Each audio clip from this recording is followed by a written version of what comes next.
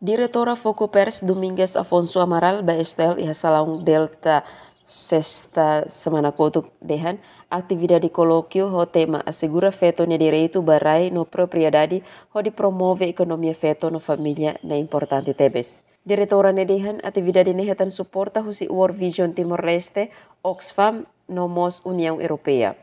Iha colóquio ne Focopers lá o serviço mesak, mas berramuto com o secretário de Estado da Igualdade no dar máquina Estado atau continua halau advocacia prevene não responde à violência sobre feto no labarik.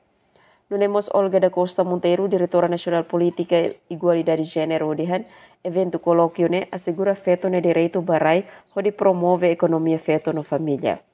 Além dele, secretário de Estado da Igualdade, Elvina Souza Carvalho, lori governo nenaran hato parabéns ba iniciativa Focopers, Oxfam, ho apoio União Europeia nebe organiza na colóquio ne. Hengkata que resultado sira nebe hetan se ha força ema hoto ne esforço diak, ho di promove feto sira. Participa a colóquio ne husi parte governo, sociedade civil, Sefisuku, Polícia Nacional Timor-Leste e nos participantes seluk. Emerenciana Pinto, STL News.